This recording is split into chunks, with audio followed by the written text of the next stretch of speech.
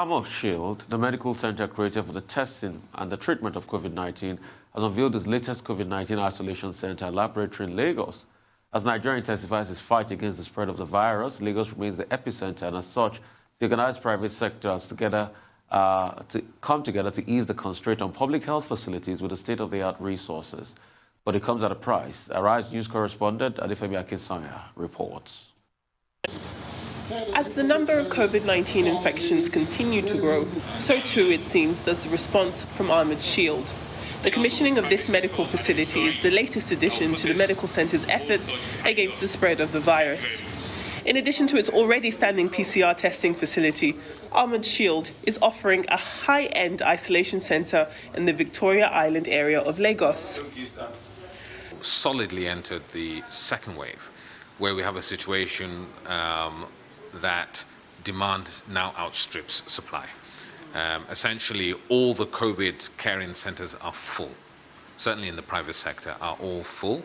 And at one point, over a short period of time, we had to turn away 20 patients because there was no capacity to take them on. So obviously, there is a need for us to increase capacity, certainly for this time. How long we're going to need this capacity, we don't really know.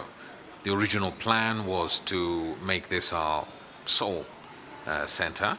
However, the current situation mandates that we keep both centers open. Nigeria's commercial capital, Lagos, remains the epicenter of the outbreak of COVID-19 in the country. So it's no surprise to see the state governor, Babajide Sanwo-Olu, examining the facility while showing support of the effort to ramp up the response to a spread showing little signs of slowing anytime soon. First, we need to appreciate who has put resources together, who had thought, because this certainly didn't happen within a week. Like you said, he's been building the capacity for the past 4 or 5 months, meaning that you need to prepare even when other people might think that it's not necessary. So you need to understand that capacity has to be developed. So people like that needs to be encouraged. Right, that's one, and it's a collaborative effort. We are doing our very best, but we need the private sector on board as well. It's only when both of us are on the same page that our people can get the service they want. That's second. The third thing is people also have choices, right? Whilst we have, our isolation center, we certainly need to give people that opportunity, that choice, of where they want to receive their treatment, and that's the kind of thing that is happening here. And finally, I think, as a governor too, I need to come and show from the point that I'm encouraging them, and I'm using this opportunity to tell other players in this industry that we're willing to support other hospitals, other medical centers that would want to pop up with a facility like this. As questions continue to be raised over Nigeria's logistic preparedness for the vaccines rolled out across the world, one answer given is to focus on the task at hand, which for many is reaching the peak of this virus as soon as possible. So this is a consequence of the fact that Africa as a whole is very weak in terms of research and development. And I think COVID, even though we've been advocating this for several decades, I think it's quite clear now that governments need not only to put increased resources into healthcare, but also into research and development, because we are at the beck and call of the countries that have that technology. So yes, if you are able to generate a vaccine, you're going to satisfy yourself first before you give excesses out to other countries.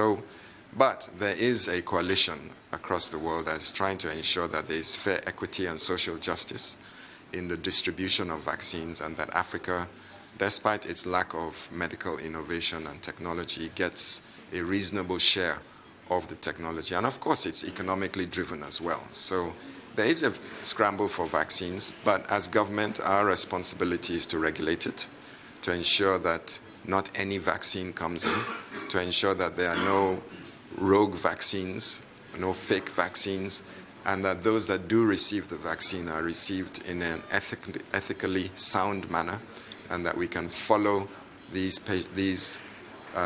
recipients of vaccines subsequently to monitor any possible side effects. On tour of the facility, the medical equipment on display was an undeniable symbol of Armored Shield's medical artillery.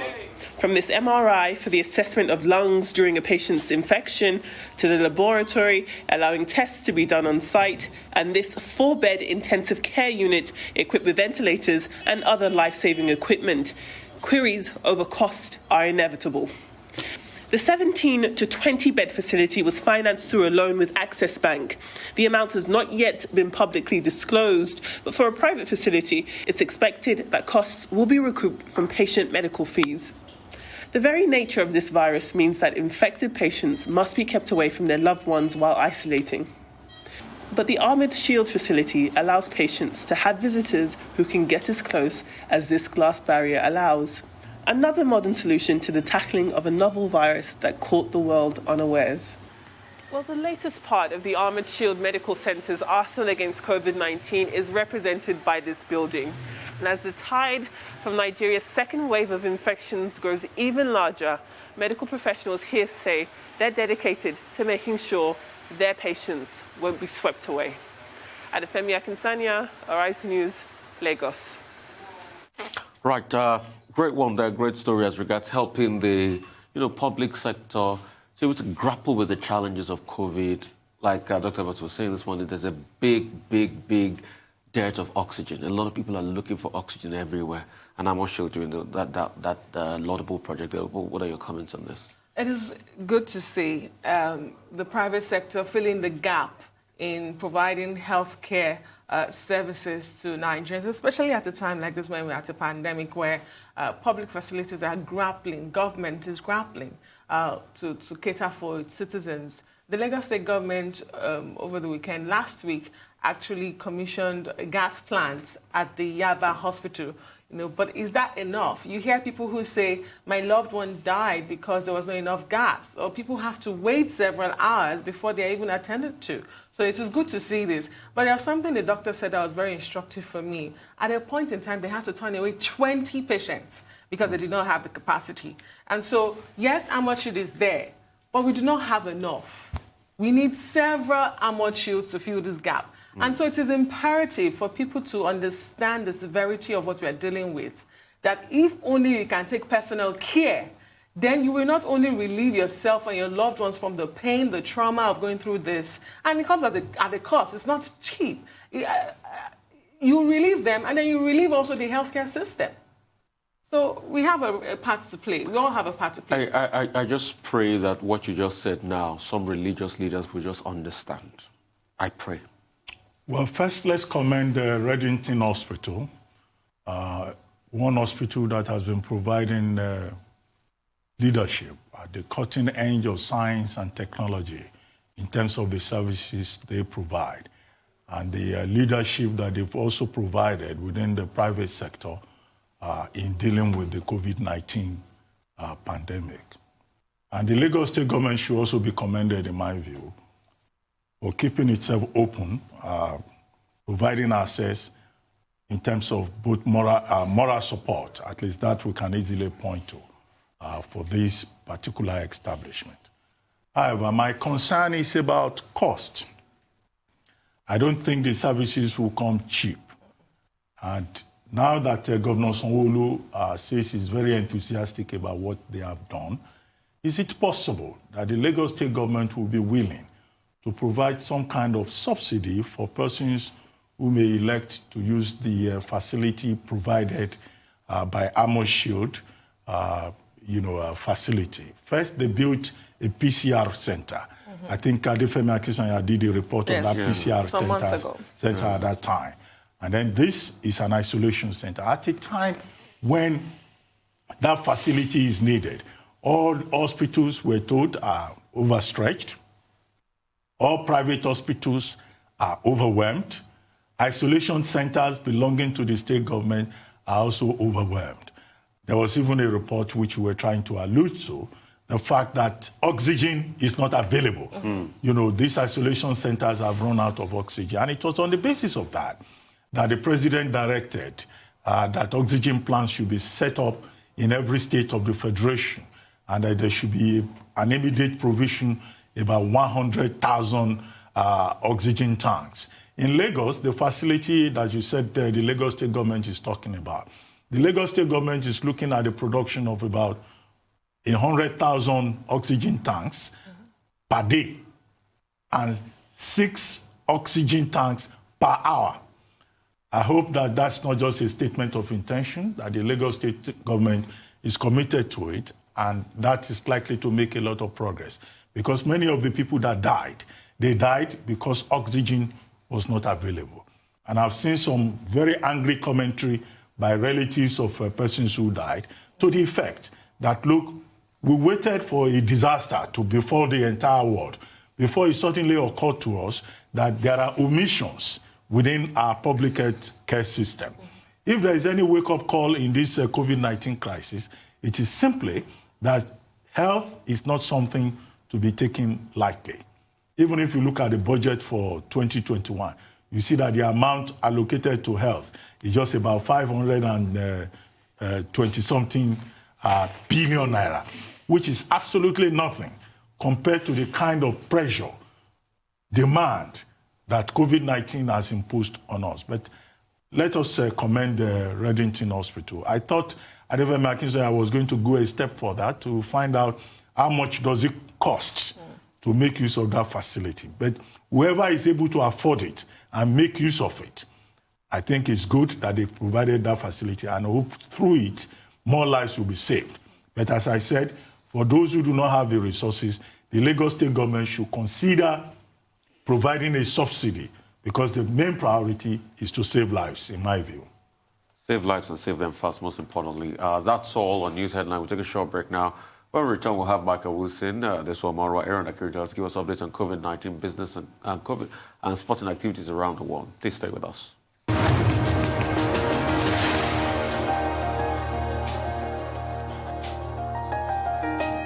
All right, moving on to more business update here. Michael Wilson joins us now from London. Michael, great to have you. Good morning. Good morning. Good morning. Good morning. Right, so let's start off in Asia then. Positive start this morning, but some of those rallies have given back some of their gains because the US said its ambassador to the UN would meet Taiwan's president this week. And people are wondering what all this is about. Nobody's quite sure. So that's actually stirring up a bit of unknown, as it were, amongst the markets, and they don't like that kind of uncertainty. China, though, shrugged that all off today. Shanghai Composite relatively unchanged, despite the fact that that US blacklisting as well was announced of various US China companies and also China apps. And overnight, China's inflation reading was higher than expected, 0.2%. Doesn't sound like a lot, but it's topping the estimates that were from last month, and judging by what's happening there, it looks like their economy is doing reasonably well.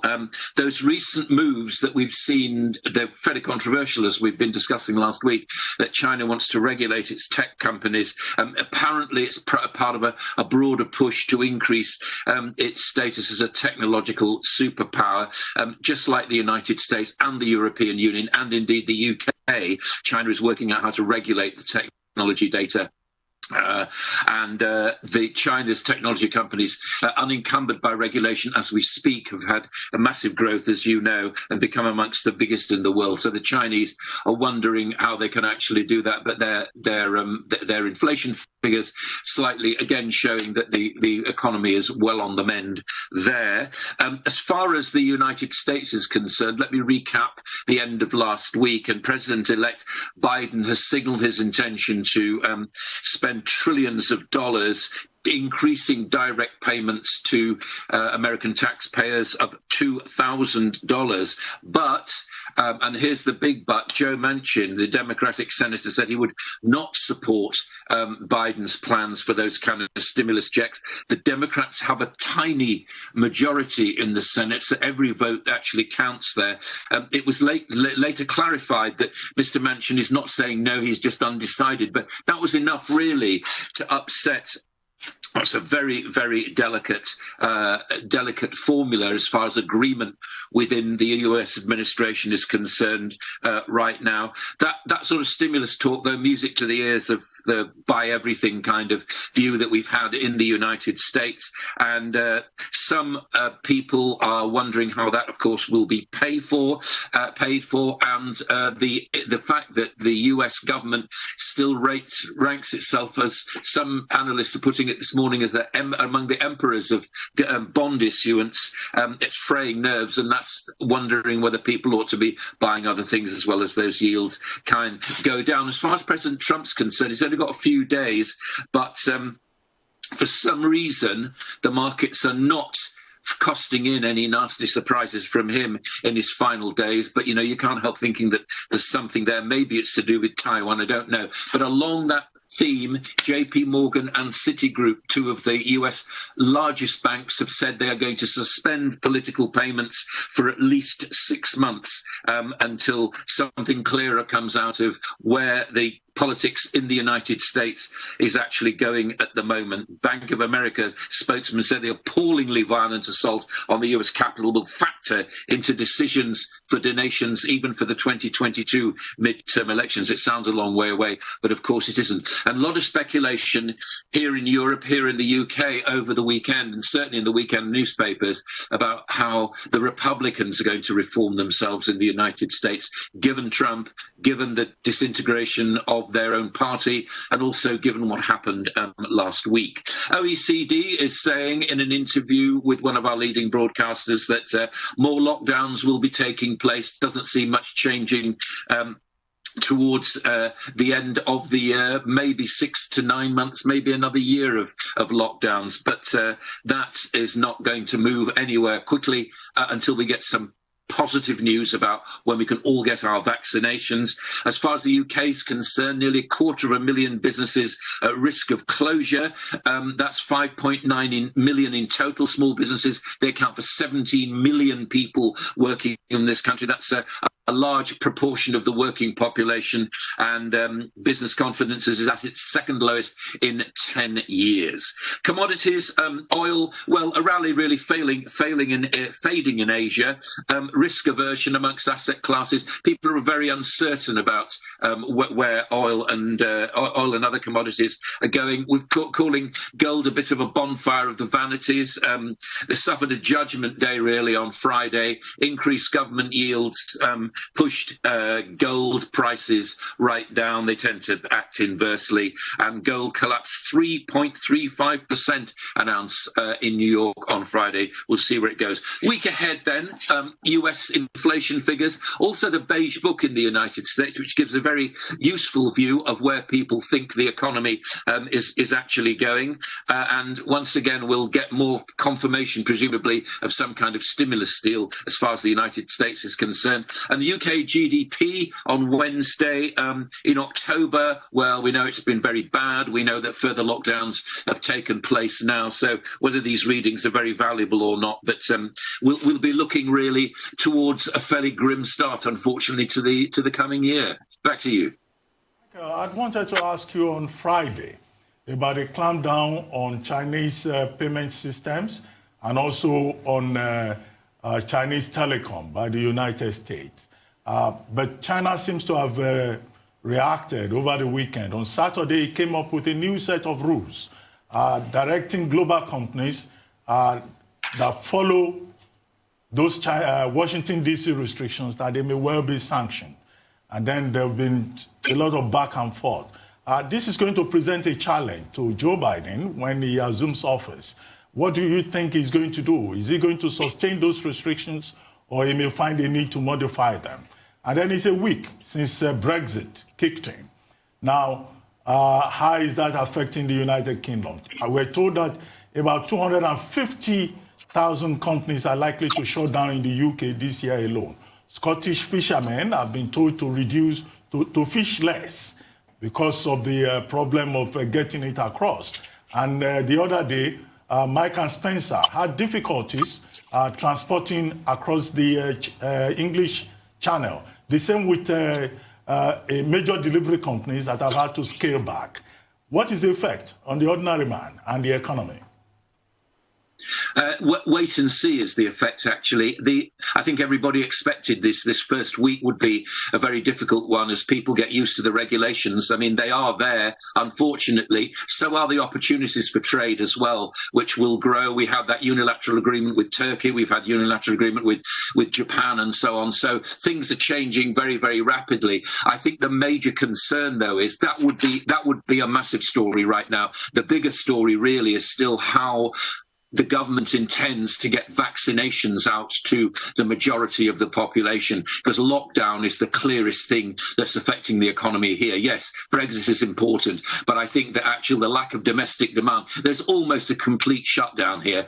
There's been a lot of misbehaviour from various groups of people, and the police have got involved. There are all sorts of questions about civil liberties and all the rest of it. So it's a very, very confusing picture. But the absolute 100% bottom line about all this is when vaccines are going to reach the arms of deserving people right through every particular social class in the country. That's really what we're concerned about right now. Yes, there have been all these. There will be more and more stories about problems crossing the channel. There'll be more and more stories about regulations. The small business thing is very disturbing indeed. As you said, 250,000 250,000 small businesses saying that they may well collapse unless they get some kind of help. I think that's probably a very conservative estimate. As you say, as far as, I think you put it very well, Doctor, the to and froing of comments from China, the United States and so on. As I was saying in my roundup, I think that the latest thing is it's clear that China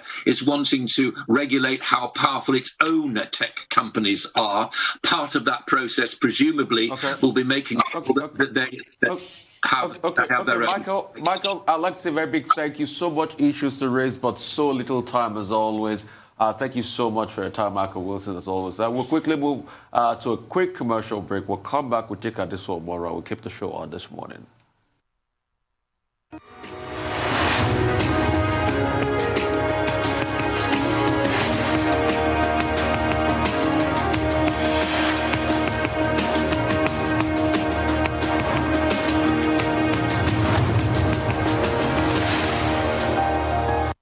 In 1994, our first branch opened in Lagos, Nigeria. And we took our place in this new land brimming with possibilities and surprises. Take Kano, for instance, where the city's wealthiest trader made his first deposit. 20 bags of silver arriving on camelback. Aren't you glad that we offer online banking today?